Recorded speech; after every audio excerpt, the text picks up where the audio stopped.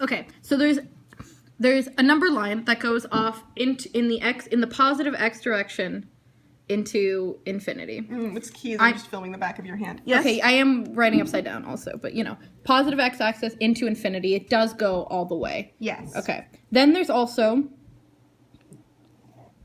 negative infinity in the y direction. Sorry, infinity in the negative y direction, and then infinity in the positive y direction. And this is, the x-axis here is horniness. Horniness. The horniness of a monster. Yes, okay. The horniness quotient. Because crucially, all monsters and unfortunately all things fall on a horniness spectrum. And I hate that that's true.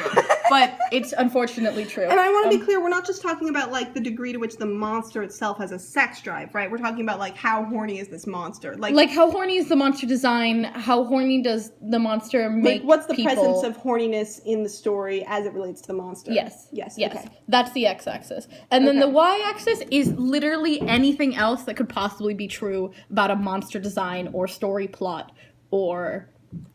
anything about a monster. Is there anything else on the table? Yes. Okay, so at 0 horniness, anything else can be true about a monster in any direction. Okay. Infinite possibilities. It has infinite capacity for, like, self-actualization and alternate metaphorical significance. Yes. As you move along... Oh, I forgot that I started this by explaining this is a normal graph, but this is not a normal graph. This is the horniness graph. Oh, as you move further along the horniness... thing to say.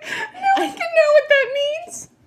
I mean, I know what it means, but... Whatever. As you move along the horniness graph... Yeah. It is less... The horniness axis. As you move towards positive infinity, monster horniness. Yes.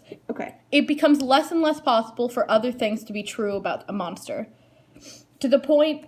until you reach a sort of a singularity, if you will, a horniness singularity, an unknown theoretical horniness point. Platonic ideal, yes. Yes. In which in which nothing else about the monster other than its horniness is true about it. It doesn't matter if other things were intended to be true about it. No, I understand. But it's just such a horny fucking monster that you can't perceive anything but the horniness, the quantitative horniness point.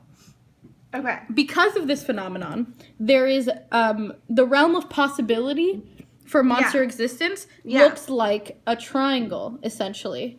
Yeah. In which each point shoots off into the infinite axis direction. Okay.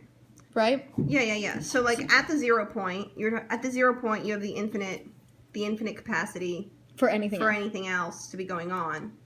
And there's to be clear, we do feel that there are monsters that exist at the 0 point. There are non-horny monsters. I fucking hope so. maybe it's all like approaching 0 but never quite at 0, and that's why I do think the Hiver from Half Elf Sky came pretty close to a 0 horniness monster. It did not have a body, and its entire plot line was about finding out its own name with the help of an 11-year-old girl. There was, like, no... Yeah, that's, like... I feel like the monster from Spirited Away only had very minimal horniness. Okay. There was some, like, vor stuff.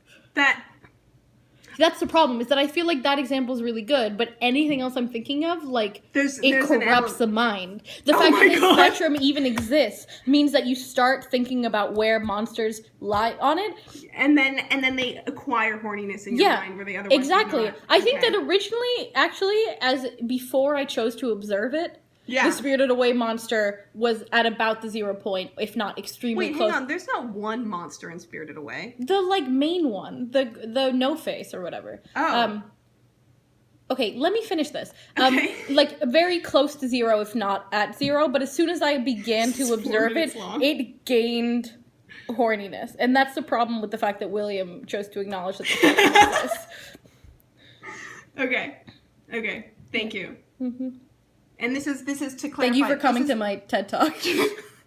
This is the horniness point represents the theoretical most horny monster possible, which has no other traits besides. It is not the most horny monster possible. The most horny monster possible exists in the infinite direction. But this is the theoretical point in which a monster has become so horny that nothing else can be true about it, and it is essentially indistinguishable from other horny monsters other than the fact of where it lies on the quantitative horny spectrum.